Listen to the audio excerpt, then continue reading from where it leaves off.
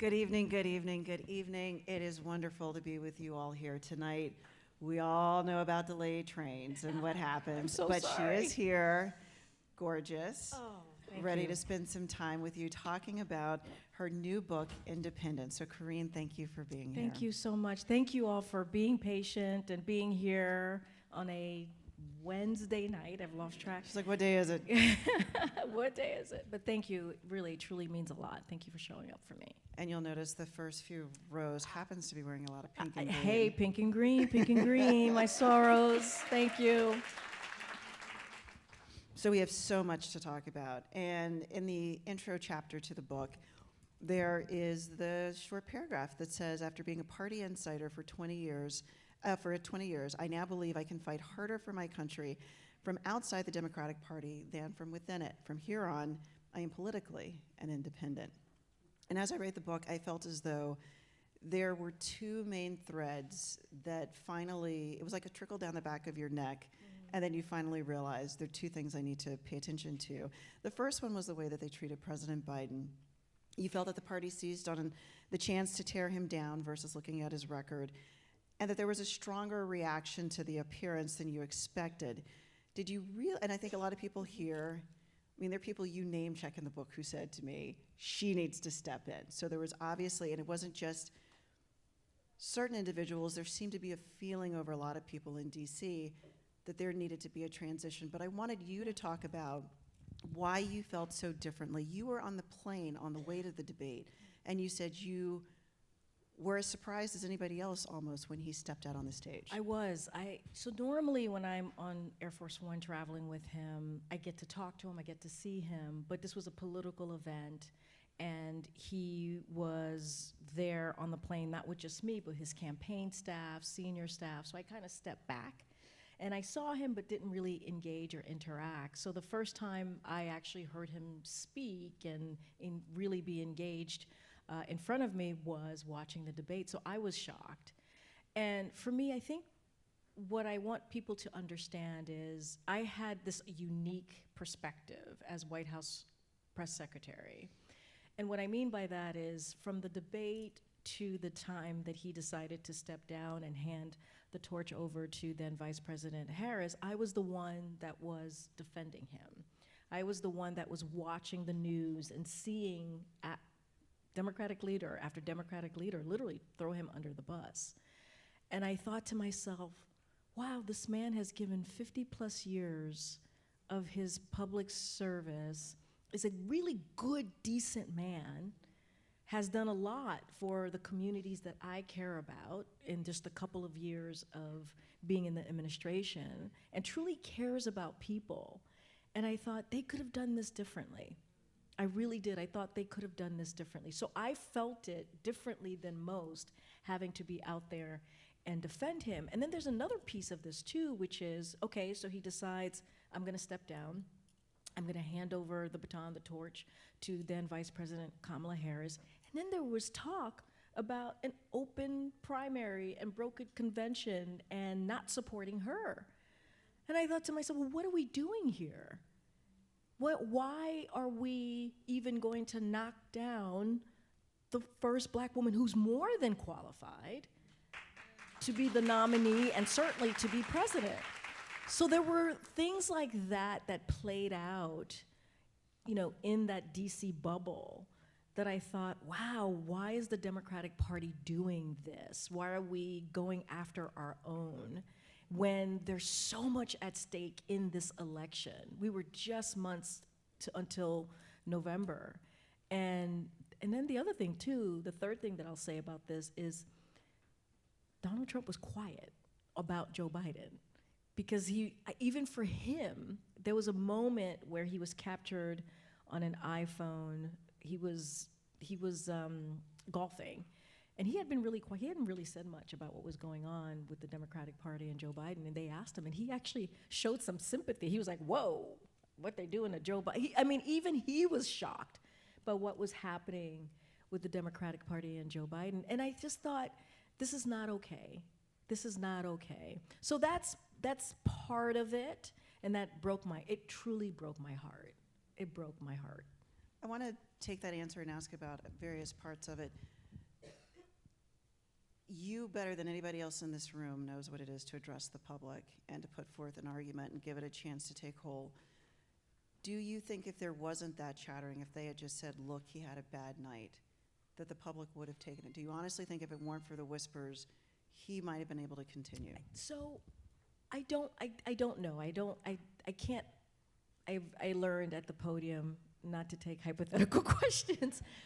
So it's like embedded in my brain. I actually don't know. I just don't think he should have been treated that way. And I want to be very clear. I think Vice President Kamala Harris ran an incredible campaign and should have won. So I want to be super, super clear about that.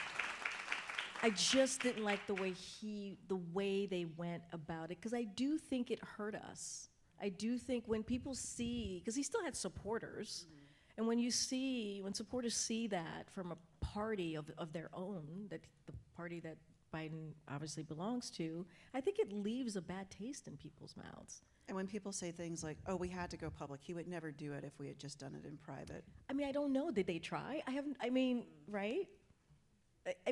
Decision was made, and then the campaign just went. I just have never seen anything like that. And I did take that very personally. And then obviously, I talk about the moment that we're in today. I use that as just an example, as telling my story, giving a little bit behind the scenes, but I think there's a larger issue at play, which is where we are today in this moment and what needs to be happening. And one of those the other strain is what you saw as an African-American woman. Yeah. You point out 92% of us said, we can see this a little differently, I guess, than the rest of you all, and saw one set of things. But you said you looked at the way black women have often been treated. It's fine when it's time for the foot soldier, for the primary. Yeah. And then after that, we've always heard one party ignores us, the other one takes us for granted. That seems to be almost double for black women. 1,000%. Malcolm X has that really powerful quote where the black woman is the most disrespected and unprotected human person on this planet. And I think that's very true. It rings true to me, especially moving into the different worlds that I have in the past couple of years. And I do believe that. I think, there was this, and I think many of you may have seen this, there was this photo that went viral right after the election where there was women sitting on the rooftop and they were watching what was happening. And, basically it was like, yeah, you know what? We did our part. 92%, we did our part. So I do think there is, there's a chapter called Sisterhood in the book, which is basically about black women. And there's a lot of history in the book as well. And I wanted to lift up black women because, again, like you just said, we are on the battlefield, we are on the front lines, we are the heart and the backbone of the Democratic Party, but we in large part, get overlooked or taken for granted. And I felt that after the election. I felt it. And many things that was talked about in 2024 was Project 2025. And we knew what was coming. Anti-DEI, getting basically rid of really critical agencies in the federal government, hurting federal workers by laying off it went on and on and on, and it hurt people who look like us, who look like me, because I'm speaking for myself here. And the Democratic Party wasn't ready. And I'm like, you guys have known this since November. And so I was walking around, minding my business after the White House, and people were coming up to me. I tell the story in the book where I took my daughter to Kennedy Center, when Kennedy Center was the Kennedy Center.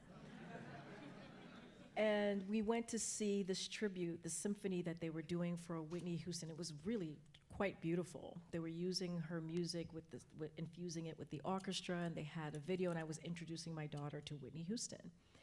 And I went to the bathroom, and a couple of the ladies online, black women, recognized me, and they started crying. they were saying to me, what are we going to do? And I was hearing that over and over again. What are we going to do? And why aren't they not fighting? And then you start hearing statements from the Democratic leadership about throwing certain groups, vulnerable groups, under the bus, or not speaking loudly against anti-DEI. And you're just kind of like, hey, this is not the time. You guys have to be an opposition party right now. You have to show some teeth. You have to show some grit. We need to see that you care about us, all of us. And I wasn't seeing that. So as I was thinking about the book, I was like, okay, how am I going to have a voice here? What am I going to say? And I thought to myself, okay, I'm going to say I'm an independent because I feel like the party doesn't represent me anymore. And hopefully it will start a conversation. That's what the book is about, because it is very nuanced. Because I'm not voting for the Republicans. I'm just not. No. And I'm not calling for a third party. I talk about the history of third parties in the book. But I'm talking about being an independent thinker and making them work for my vote. Because we all know the last 30 days, 60 days of an election, in a general election, who do they go after? Both Republicans and Democrats. They go after the independents. And so there's that piece, and then there's a piece of the two-party system just is not working right now, and you need a functioning two-party system in order to have a democracy. And when you have one that's bending the knee and one that's really not saying much, then it's not working. And so the system should be in the people's hands and not really based on the power structure in Washington, D.C. And that's why I think about the No Kings rally this past Saturday. 7 million people showed up. It grew by the millions. And that's people power. But then I think, well, why aren't the Democratic Party not doing that? Why is it outside groups? There's so many ways I believe that they could be an opposition party. There are hospitals that are about to shut down because of GOP hikes. Go in front of a hospital, hold a press conference. Let them know, hey, we understand what's about to happen in your community. There are things that could be happening. I'm glad that they're fighting for the shutdown, but we're 10 months in. And it really infuriates me because we need to see more, and our lives are counting on it, our children's lives are counting on it, and what we're seeing right now is just, it's devastating. I actually want to go in on this a little bit. Yep. In terms of what's broken, because I'm hearing you say this, but honestly, a lot of those people who went to No Kings, I don't know that they would have gone to it if it was organized by the Democrats. I mean, that's the degree to which something's broken, that And they that's went and that's because it sad was to hear. non-political. And that's sad to hear because the Democratic Party should be about people party, should not be about politics right now in this moment. They should be really talking directly to people and saying, hey, we're taking action for you. It's not about poll testing and what sounds right. I mean, just think about it, and we all know, the civil rights movement was not popular. Human rights, there have been items that were not popular. You have to bring the country with you. It's a moral fight that we're fighting here. And and you're right, you make a really good point, but that's because the way they're seen and their messaging hasn't connected. And they're not seen as a party that fights for people. And they have to change that. Millions of people came out to vote for Biden and Harris in 2020. Those same millions of people, many of them stayed home in 2024. 36% of people, I think about 37% of people didn't vote in 2024. Stayed home. There is a problem that we have to address now. We can't wait till 2028. We can't even wait till 2026. When I hear you say that, I'm reminded of something James Baldwin said. I can't hear what you say when I see what you do. And I pull that back to something you write about in the book. and the backbiting and the behavior, the things you heard as you tried to do your job. A similar thing for the vice president as she tries to run. And how many times will you see capable women, and then the whispers are, here's why she's not competent. And it's not she did something wrong, it's always a competency question. And I said to myself, when's the last time I saw a black woman running in the Democratic Party and everybody said she's competent? And the only person I could come up with who nobody would mess with her is a Republican, Condoleezza Rice. Every Democratic woman, African-American woman, runs into this. What is that about? It's something that needs to be addressed. I mean, it is something that I dealt with. We saw, as you just mentioned, the vice president deal with, and it's coming from within the party. It's coming, and this is them taking us for granted. They want our votes. They want our sweat. You know, they want our work. But when it comes to elevating us, and don't get me wrong, I mean, one of the things that I loved about the Biden-Harris administration is that it was the most diverse administration in just modern day political history. And it was because Biden and the vice president, President Biden and the vice president wanted to make sure that we had voices that looked like us, women of color, LGBTQ community, everybody, Latino community, brown community, everyone who is normally othered be in this fight and at the table. And so that was something that was purposeful. But then there are moments when we do rise and we're giving the opportunity, but then we're held at a different standard. We're just held at a different level. And if you say tomato instead of tomato, oh boy, not qualified. And then it becomes this echo, because that's what's happening. It becomes this echo, but it starts from within. And I think it's important to call it out. I'm glad that the vice president told her story, and we should learn from it. And I'm writing my story, and hopefully folks will learn from mine. But it does say something that we felt that we were treated, and we were treated very similarly in that as being firsts. And people who are first, you know that you're breaking that glass ceiling, but boy, it's hard. It feels isolating. You feel very lonely because there are people who you are in a room with who are not supporting you. And that's something that we just have had to deal with for some time. We're just now, I think the important thing right now is we're calling it out very clearly and loudly in an incredibly public way. It often feels as though, as you write through the book, in various ways, they're trapped in behaviors of the past. We saw almost 20% of black men, 40% of Latinos go in a different direction, but so much of the conversation has been about soccer moms and rural voters. Do they really think they're going to get those groups to come back by just speaking to those groups and not to what is specifically going on in those communities? I think they have to do it all. That's the thing. You have to do it all. You can't take your base for granted. We want to hear from you all too. You have to, this is the thing that it's supposed to be, the Democratic Party is supposed to be a big tent party. That's one of the things that's attractive about it. It's supposed to be a big tent party, and we could disagree, but at least we're listening and hearing each other. And that is not, right now in this moment, you hear it. You hear Democratic leadership saying, oh, we have to be possums right now. I'm like, what? We gotta fight. Let the other party blow up. No, no, no. There are people who are disappearing in the streets. Disappearing. Some folks are like, I don't know where my loved one is. And it's not just migrants and immigrants, and we should be fighting for them too, let's be very clear. But it's also citizens of this country. You see videos of people who are being dragged down, arrested, and they're screaming, I am a citizen. I am a US citizen. And they're not being heard. This is happening in the streets of the United States. We are literally hanging by a string when it comes to our freedoms and democracy.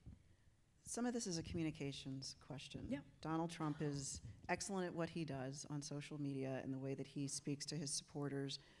When I look at the Democrats, as you talk about becoming an independent, often through the book you go, why are we so bad at this? And it feels as though we're back in things people said 10 years ago, 20 years ago, and everybody went running behind the bus, but it's not working now. And they really have no idea. Is it social media? Is it a way of talking about that person being arrested in the street? They really don't know what the strategy is, and it's almost shocking. Yeah, it's like deer in headlights. It really is. And the other part about the independent piece, too, like I said, it's very nuanced, is we as voters have to really, regardless of what party you're in, have to be independent thinkers. And the reason I'm bringing this up is there's misinformation, there's social media. You really have to educate yourself in a way that you've never had to do it before, because you can't trust the information that is in front of you sometimes, most of the times now. When I saw the picture of the East Wing being demolished, I said, oh, this is AI generated. I automatically didn't believe it. Because everything is, it's so weird what you see and engage and encounter. And so I think that's part of it, right? I think that's part of them trying to respond, because you have misinformation, disinformation, you have social media, but they have to find the way. And the thing with Donald Trump is, he's always lying. But it's entertaining. And I'm not saying that we have to be entertaining, but there's a show going on in the Oval Office, there's a show going on in the South Lawn, there's a show going on, wherever he is, I don't know, wherever he is. He's constantly throwing a show, and the media just follows. And so, but it's not quantity, right? It's not quality. We're not learning anything. So it is very difficult, for sure, to figure out how to punctuate and punch through, because we had that problem.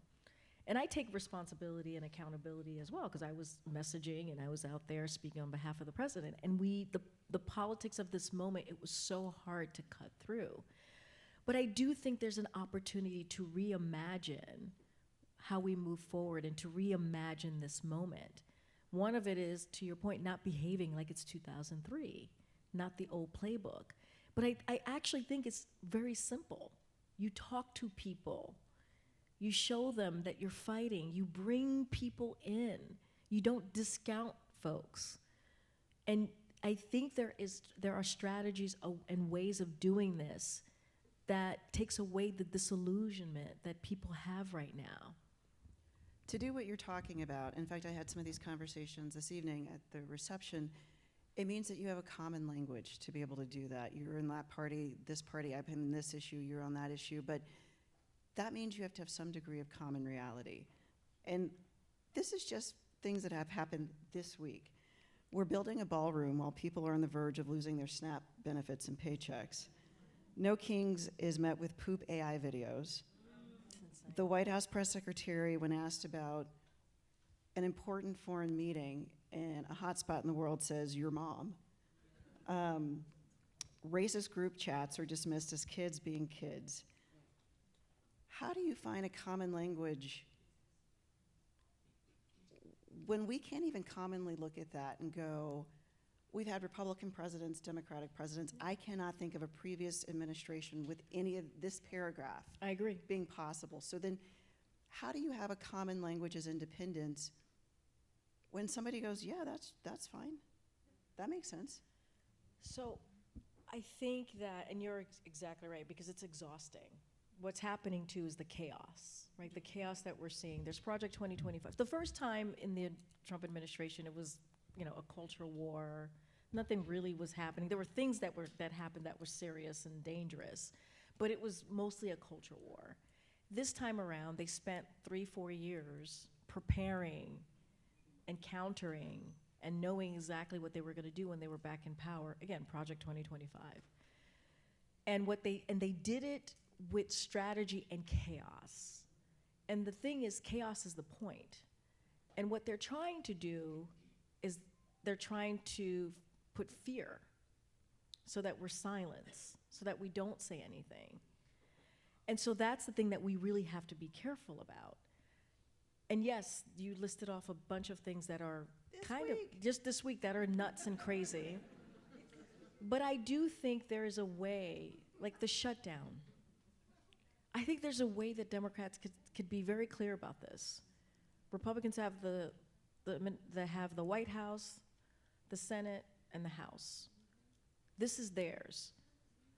You need to go to Speaker Johnson and ask Speaker Johnson, why is he giving basically vacation time, because people are being paid month-long vacation, and has shut down the government? You ask the Republicans, why are we going potentially, or we will go into a healthcare crisis if this continue? I mean, there is, and they have to do it together, right? They have to agree upon what the points are going to be and where they're going to go, the strategy. Because I do know one of the things that I've seen is the media wants to talk about this, but we got to give them something. And they have to do it together. They have to really have one voice here. No sternly written letters. I don't want to see any sternly written letters on the floor. It's wonderful for 2 minutes, and then what? Like, you don't want to see that. And then also, like, you have to tap into those 7 million people. Give them things to do. It's great that they showed up. Then what's next? In the book, in fact, you give some examples of say this, not that, say this, not that, to be clear. You know, right now in New York City, there's a young man who's confounding people that he is most likely going to be the next mayor of New York City, and largely based on a social media strategy. And some people would look at him and say, that's a guy that gets it. Is there anybody that you look at, because obviously so many of the people in front of us don't seem to know what to do. Is there anybody that you look at and you go, that person gets it? Not right now. No. I mean, not right now. That's the whole point. And I think we have incredibly talented people. We know when Cory Booker stood there for 24 hours and did what he did was brilliant. It was brilliant. I think Vice President Kamala Harris, I don't know what she's going to do next. I love the fact that she's out there talking to people. But I think we need to see more of that, but that's lasting, not just a moment. Lasting. I think the reason why Mamdani has connected with young people, to your point, it's that he's talking directly to people. I saw a video where he was, and I grew up in New York, he was in the subway doing videos and asking, subway riders, New Yorkers, what's going on? Like, why? I mean, that's the thing that's missing. We're not talking to people directly. We're talking at them. And in fact, you had a very lo-fi strategy in the book where you said, I'd like to see a lot of officials actually post nothing for a period of time and go into their districts and just go door to door and talk to people. No posting, no tweeting. And I do think that's missing. Again, that's what Mamdani did. He's like, I'm going to ride the subway. That's what I'm going to do. I'm going to talk to people and see how it's going. And you could agree with his politics and his policies or not, but there's an action that he took that was different, that was something that New Yorkers were like, oh, this is refreshing. Young people. Another thing is a lot of young people are becoming independents. And that's because they don't see themselves in the Republican Party or the Democratic Party. And then the system is broken in a way that there's closed primaries, so they can't even really participate. So me saying what I'm saying is not about convenience. It's about really starting a conversation. We got to do something. We have to do something before it is too late. And I get asked all the time about 2028. I don't care about 2028 right now. I care about right now, this moment. Again, people are disappearing. Folks are going to have to decide, do I get health insurance or do I pay my mortgage or my rent? That's where we are. That's literally where we are in this moment. So I think a lot of people out there would go, okay, Karine, I agree with you, but what does that mean? I'm job hugging because this economy is terrible. There's not an election for another 14 months. There's nothing I could do politically. I don't know where I can do, what I can do, that someone can hear me. I think people feel powerless beyond going to, let's say, a No Kings rally. Like, what are 3 things you'd have them do? So I will will say there is something happening before the 14 months. There's an election happening in just a couple of weeks. And these are elections that matter. There's some crazy people out there running. Like insane. Virginia, New Jersey, calling y'all out. Well, put that in context, because I said what I said, because it'll be 2 years before all of your Congress people could switch over and they get the majorities in the House, maybe some changes in the Senate. But what could happen in 3 weeks? And these, I mean, local, right, politics are local. These elections matter for you. You know, and this is just an example. COVID vaccines, they were not gonna be made available on they were, you know, the White House was doing a bunch of things and making it very hard for folks who really needed COVID vaccines to get it. New Jersey, New York, all of these states stepped in and say, okay, we're gonna make sure that folks get COVID vaccines. I mean, like stuff like that. Medicare, Medicaid, you know, from a state, you can be protected if it's being cut on the federal level. And so there are ways that policies and actual programs that are important to you, depending on who's governor, depending on who's mayor, could still try and protect that for their constituents. So these things matter. They really do matter. Politics is local and we gotta get involved. So there are things that we can do just right now. And even if you're not in New Jersey or Virginia, whichever state, you can help by volunteering, making calls to make sure that folks are protected in that state by having the elected official that's going to fight for them. I want to talk to you a little bit about what I call the line.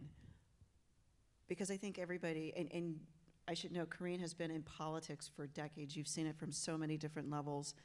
People keep looking for the event. It's almost like a lottery ticket. What is the event that people are going to go, okay, this is too far? Yeah.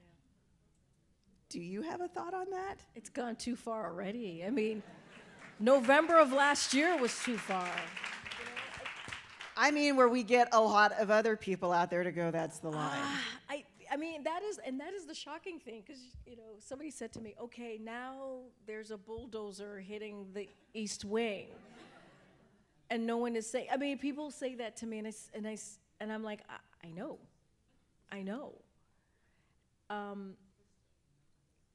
That is really one of the scary things that I'm seeing as well, which is, okay, what else is going to happen? The rule of law thrown out of the window. Going after your political appointees. Okay, at some point, you're right. What is the event that's going to be too far? I think it's happened a long time ago. I think the chaos of it all is silencing people, and we have to, again, not be silenced. And we have to push our elected leaders and officials and whoever is our leaders in our community to say something, to do something, to come up with some outside of the box ideas, to get people involved and to use their platforms. And that's the pushing that you gotta continue to push. And that's what I'm trying to do with this book. Okay, I'm gonna say the quiet things out loud and push and take my own accountability too. I'm not taking myself out of this. I'm holding myself to account, but I'm going to push. And I'm gonna say, hey, guys, what are we gonna do? What are we gonna do? I'll give you some ideas. Can you do one of the ideas? Please. And that's what I'm trying to do, continue to push, and I think we all should do that. A question I get from people all the time, and sometimes they'll say, are we going to be okay? Can it be fixed? Is that question of, is this temporary, or are things permanently broken in a way we can't come back from? Some of the things that happened the first couple of months of this administration pushed us back 30, 40 years. Yeah, somebody said more. Somebody said yeah, more. Probably right. And this is why I believe in this moment that we're in, we have to reimagine our future. We have an opportunity, even though it feels incredibly dire. We have an opportunity, if we do it right, to reimagine what this could look like for all of us. But we need the leaders to step up to do that.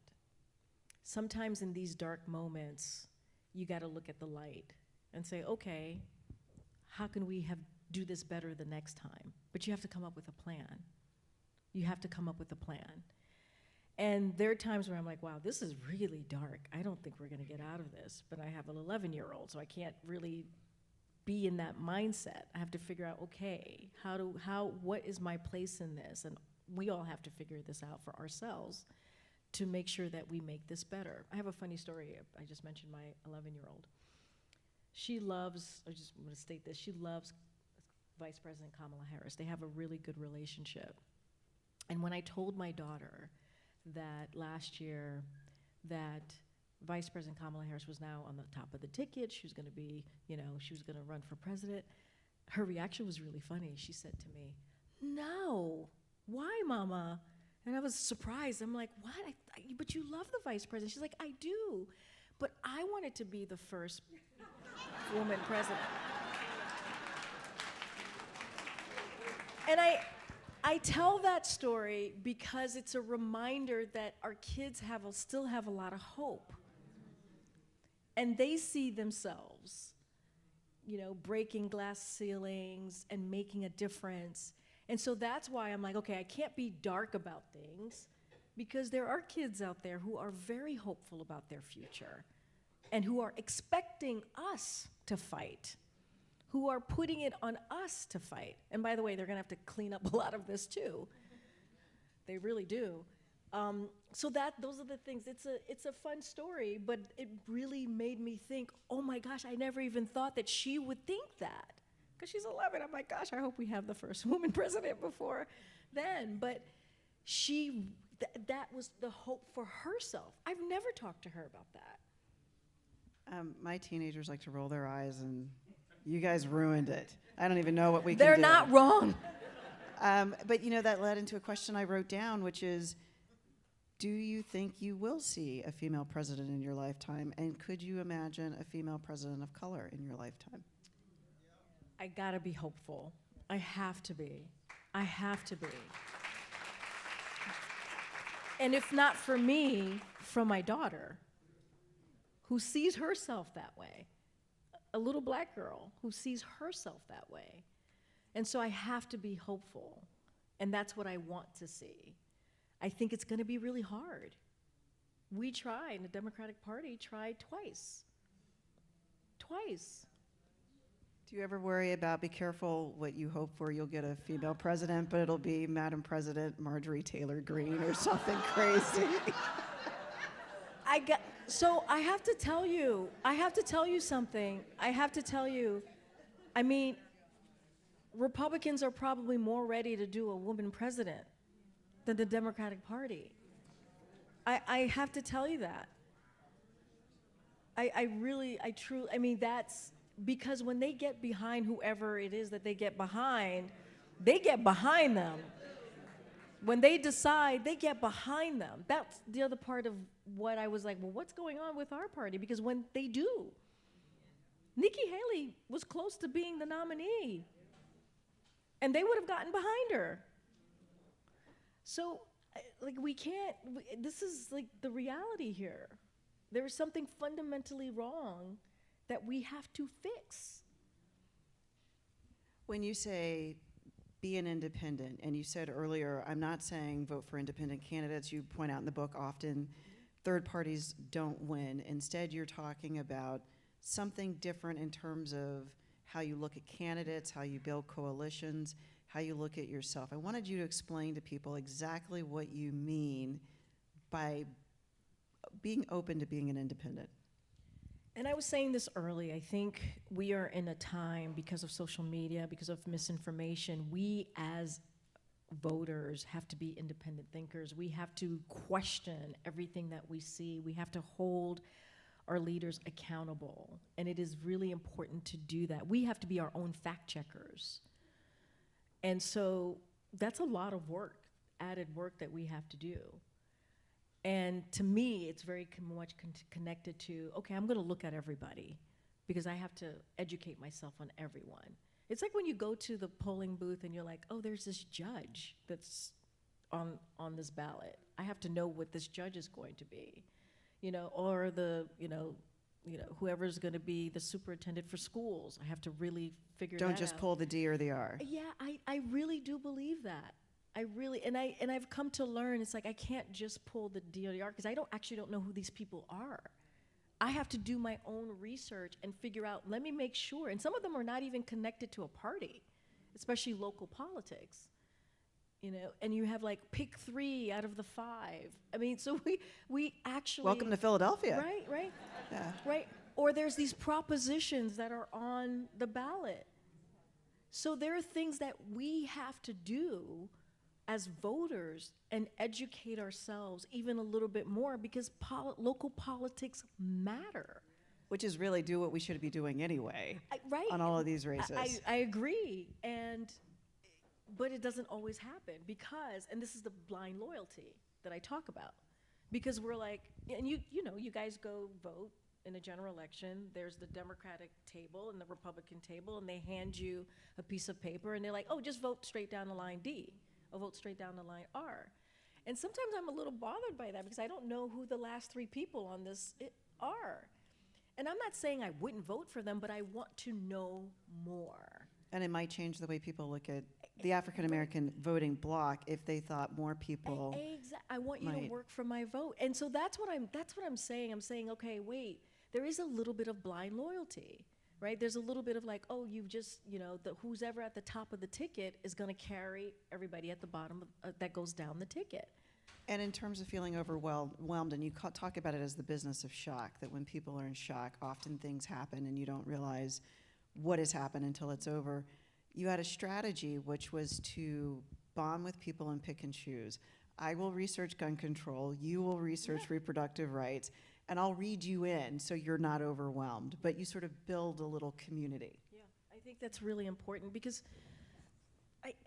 look, again, what I find that was important about the Democratic Party was a Big Tent party. And there are people in that party that you're not going to agree with. Right? But there's there's a moral compass that brings us together. And yes, there are going to be things that I don't agree with you on, and there's going to be things that you don't agree with me on. But it's based on respect for each other and being able to listen to each other. And I think that's how you build coalitions. Like, we don't have to agree on everything, but we have to have something that brings us together, and we have to listen. And that is it. To me, that is what we have to get to. I thought it was an interesting idea, though, on the not getting overwhelmed, that if you build a committee, then I don't have to know everything. We can have a cup of coffee, and I know Karine is going to say, let me give you the thumbnail on this. Yeah. And I'm going to, that there just may have to be creative ways when there's so many balls to watch that we figure out how to do it. So many balls to watch, and we have to be, again, reimagine in this moment. Reimagine in this moment. And don't give up your power. Don't give it up. Because that's kind of what I'm seeing right now, too, with the party. Don't give up. Don't rubber stamp Trump appointees who are not even experienced to do the job. And they did it because it was, oh, it's business as usual. We're going to give a little. They're going to give a little. I'm like, but these people are not qualified.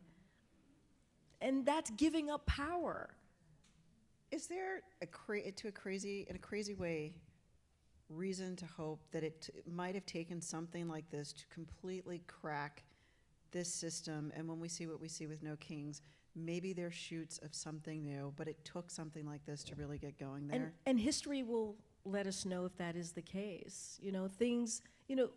President Biden used to say something all the time, and every time he said it in his speech, it would hit me. And he would say, this country is an experiment. And if we are not careful and we do not fight for our democracy every day, we will lose it. We will lose it. And that is, I think, what's happening. People weren't paying attention in 2024 for whatever reason. And now look where we are in 2025. And it's not just about every 2 years or every 4 years. We have to be paying attention every year because there's an election happening somewhere, somehow. You got to get involved. You got to get involved. Because if you turn around and don't pay attention, look what happens. Look what happens. I mean, Trump was president the first term, and clearly that didn't matter.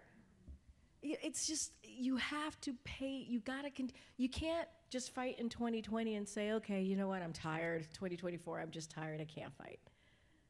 It feels like, I mean, what is the story here with Ben Franklin that he's asked, what do we have? And he goes, a democracy, if we can keep it. If we can keep it, and that is And something that, not just a quip right there. if we can keep it, if we can keep it. So we're getting down to the last few minutes, and a few of you have turned in questions, and I wanted to be sure to get some in.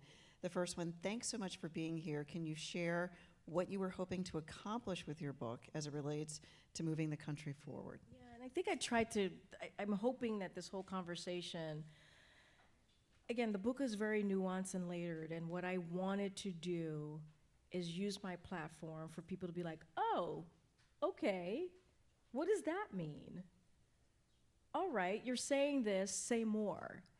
And I wanted to capture people's attention so that we can have a conversation like this, so that hopefully you all can ask me questions and I can answer it to the best of my abilities. Hopefully folks leave here and be like, okay, I may not agree with her on this, but she made a really interesting point on that. And so that's all. We're not all gonna agree, but I think I hope that I'm using my platform for people to think about things and hopefully give a roadmap on actions and what you can do. That is my hope with the book, and truly earnestly, and I hope that that's what happens with these conversations as I'm going around the country. With Gallup now reporting that 47% of adults in the U.S. identify as independent, do you support allowing open primary voting? I know in the book you write that you do, but a lot of people, what keeps them from considering registering as an independent is losing the ability to vote in primaries, and your thoughts on that? And I totally agree, because that's one of the reasons, and I write this in the book, that the system is broken. And I think, I really do believe the system should not be about parties, it should be about people. And you should be able to voice your voice and, you know, cast your ballot however you see fit for a Democrat or Republican in that primary. It's too much connected to parties.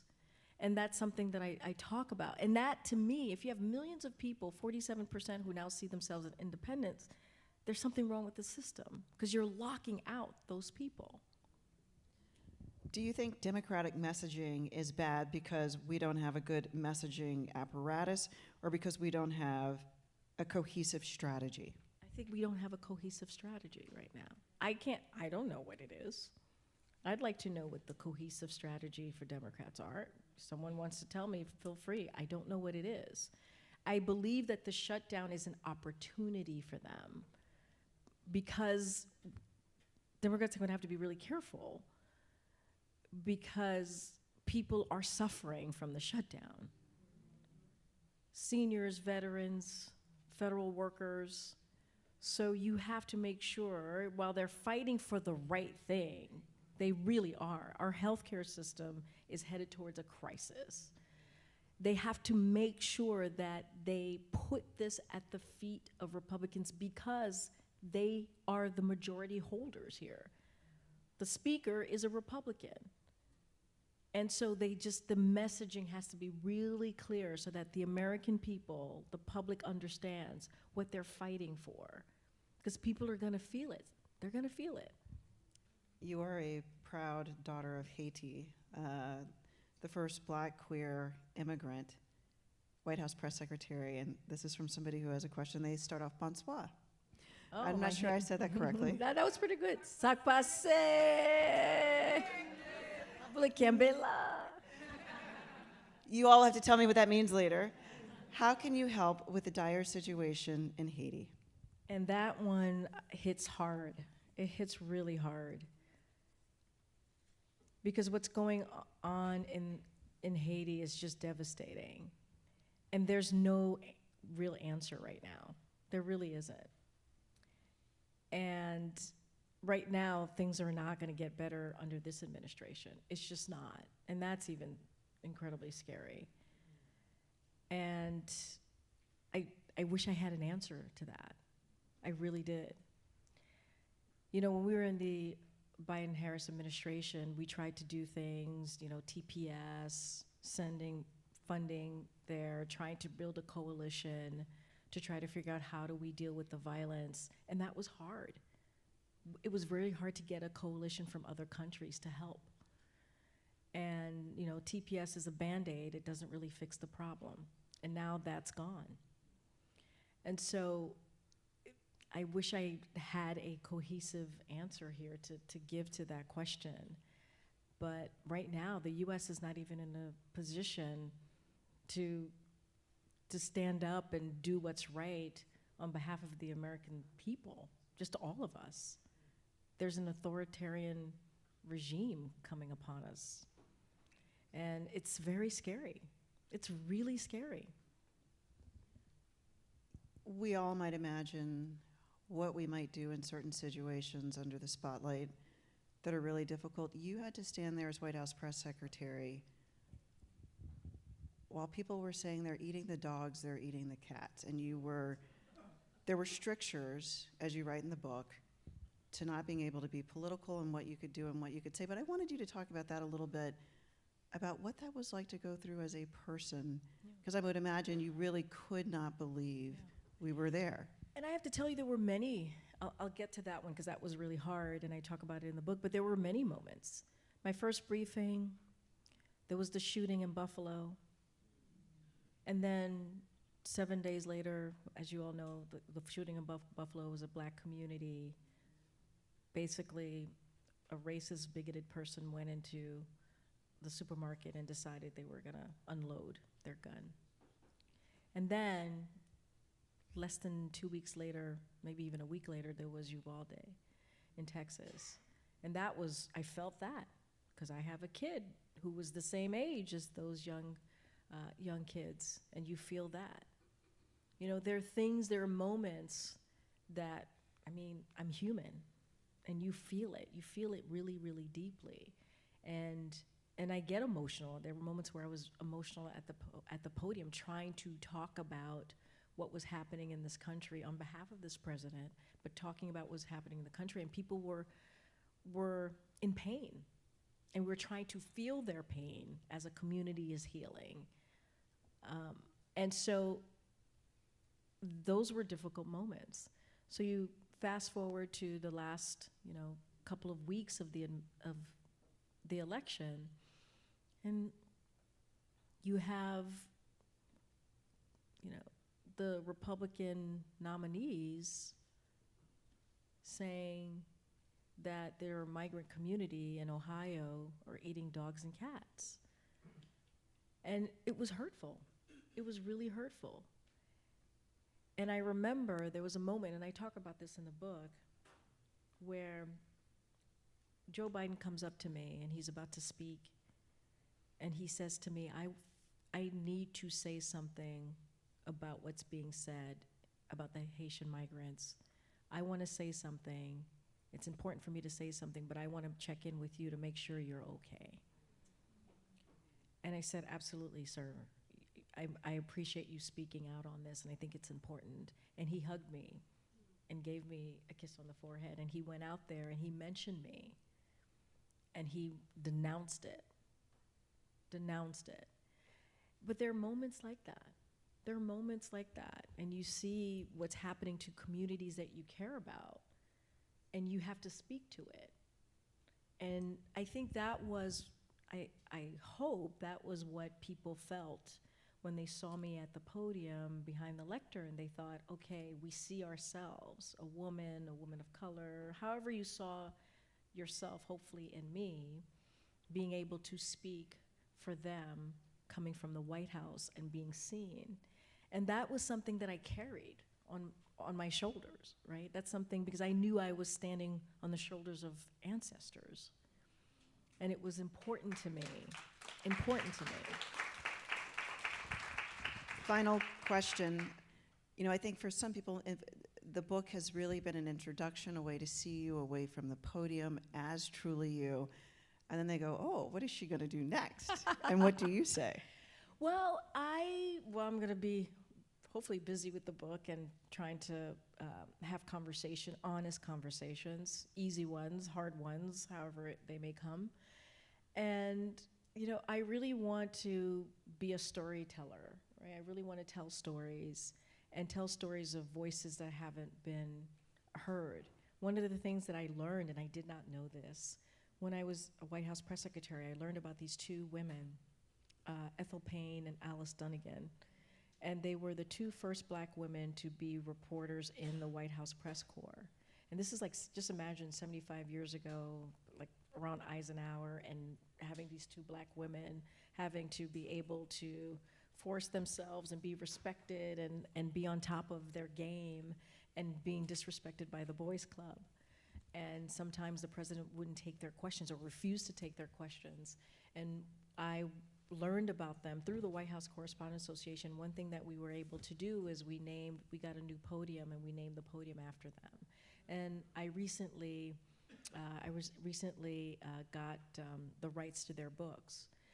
And I had an opportunity to speak to the family of Alice Dunnigan and the person who wrote Ethel Payne's book. And I really want to tell those stories, because those are stories that are forgotten. Like, nobody knew who they were. And they have the most amazing stories. So I want to do stuff like that and continue to write and hopefully have a voice and a platform that moves people. We look forward to having you come back and talk about your HBO miniseries or your movie or wherever that is going. Let's speak it out to the universe, yes. Karine Jean-Pierre, thank you for Thank being you with so us much. this evening.